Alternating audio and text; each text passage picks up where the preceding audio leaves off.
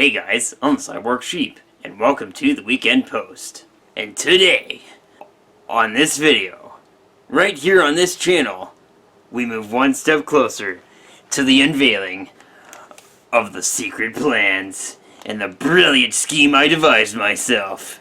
Hope you guys are ready. This video is gonna be awesome. If you haven't seen part 1 of this video series yet, pause this video right now and go ahead and check it out. I've left a link in the description. In part 1 of this video series, we made our own custom LEGO railroad track using the tops of construction steel stud. So, I figured the next natural progression would be to talk about rolling stock. With that in mind, I then came up with these two design concepts right here. The rolling stock that these two design concepts are based on, and what we will be modeling today, is the GO Transit locomotive and coaches. These two models were indispensable for figuring out all the details for our next step in the process, which is 3D modeling. I realized very early on that a 3D CAD model was going to be critical in making sure that the design was as accurate as possible. Having the 3D model also helped fix several bugs with the design that would have otherwise taken a lot longer to resolve through trial and error, especially since I didn't even have some of the components. Now there is nothing better than free software that just works. No subscriptions or paywalls, no buggy user interface, just CAD software that works. This is that, and this is LEGO Digital Designer. It's completely free for everyone to use, and I'll leave a link to where you can download it in the description. With the 3D model complete and the order sent off, the parts came in. Not one, not two, but 6 packages. So let's get to unboxing, shall we?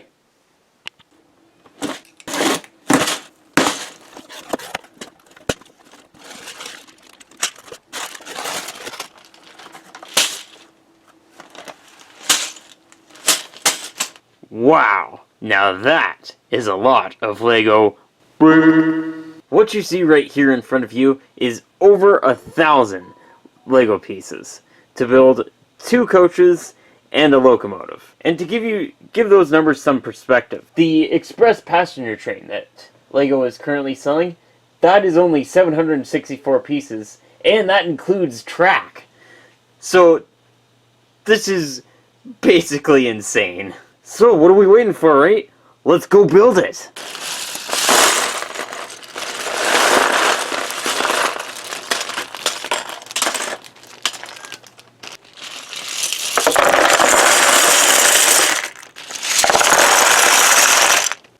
So normally, say this were like a LEGO kit for example, I'd be able to churn a build out like this in half an hour. However, as you will know, this is not a LEGO kit. This is parts bought off of Pick-a-Brick. With that in mind, there are no instructions, and the parts are not in any order in any way, shape, or form. Now, to be fair, they did ship the parts as bestseller parts and standard parts. However, compared to a LEGO kit where you have numbered bags with the parts split up in them and the instructions to tell you when to get out each one, this is going to be a lot more complicated. But regardless, let's get started out with these guys right here.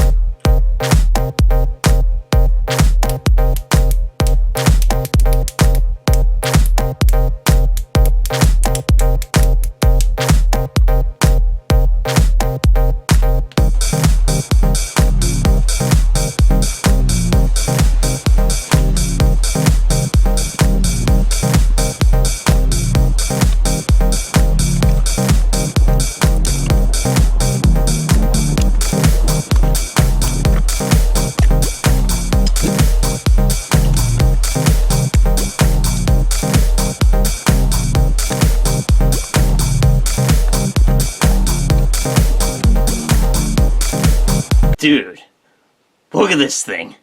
This looks flippin' awesome. Which reminds me, advertising.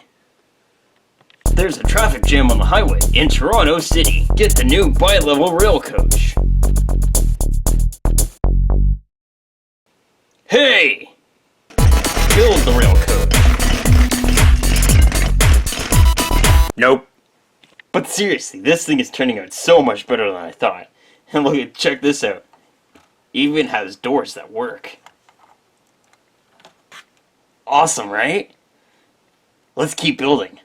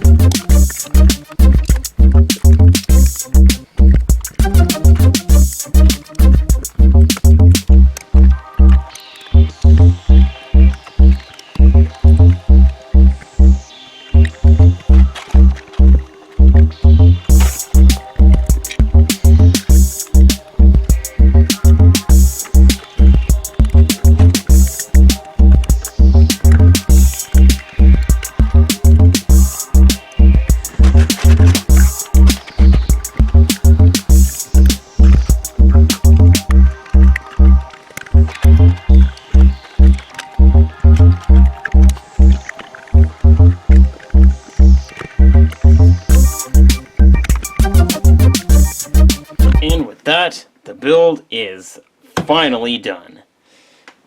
The models are complete, the bogies and couplers are attached, so the only thing that's left is the delicious B-roll montage.